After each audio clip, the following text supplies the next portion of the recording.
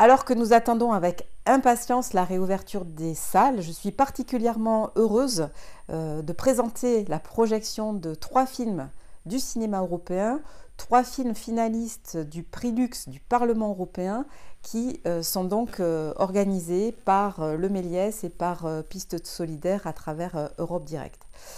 Ces 3 films, donc, ils ont été sélectionnés dans le cadre du prix Luxe, qui est le seul prix d'un parlement à travers le monde. Ce prix a lieu chaque année, et cette année, il avait une vocation particulière puisqu'il s'ouvre au vote du grand public. Donc, après avoir vu ces films, vous pourrez voter et donner votre choix.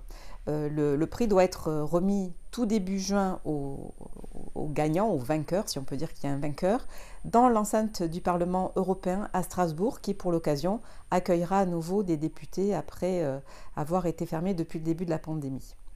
Ces 3 films, ils incarnent vraiment la personnalité de nos cinémas, nos diversités, puisque il y a à la fois un premier film qui est Drunk Another Round, donc qui a déjà été très primé, elle vient de recevoir un Oscar. C'est un film donc de Thomas Winterberg, qui fait partie de l'école du Dogme 95, c'est le cinéma sans filtre, comme on pourrait dire aujourd'hui. C'est un film très enthousiasmant sur la condition humaine, sur l'amitié, sur le fait de dépasser ses limites là, à travers l'alcool. C'est quelque chose qu'on a oublié dans la relation depuis un an, quand même, depuis plus d'un an. Et donc c'est vraiment un spectacle et un film très profond qui a été remarqué d'ailleurs. Deuxième film dont je voulais parler, c'est L'affaire collective.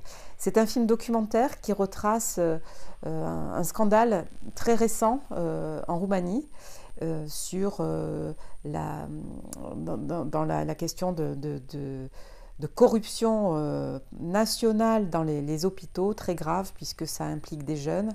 Donc je vous laisse le découvrir, mais c'est un film qui me touche parce qu'il a porté à l'engagement politique beaucoup de collègues roumains qui siègent dans mon groupe, puisqu'ils ont pris le relais parce qu'un nouveau gouvernement, suite au scandale, a été formé et qu'ils ont eu cet engagement. Donc j'ai eu l'occasion d'en parler directement avec eux.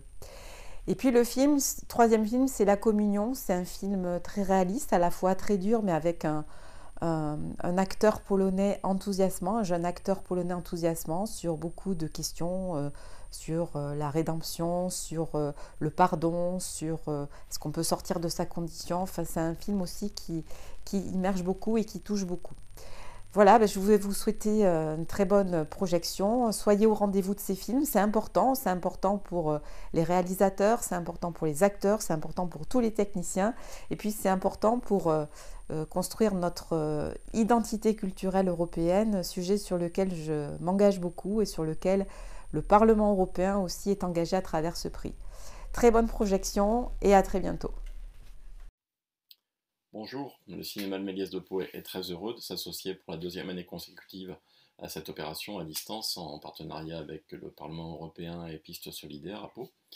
Le prix Luxe, évidemment, c'est un élément important de mise en valeur du cinéma européen, d'autant plus dans cette période très particulière qui nous a écarté trop longtemps des lieux culturels en général et des salles de cinéma en particulier, bien sûr. Et nous allons enfin pouvoir accueillir le public de nouveau dans nos salles à partir du 19 mai, dans des conditions certes contraignantes, mais l'essentiel sera là, c'est-à-dire projeter des films dans une salle obscure et partager ces moments ensemble.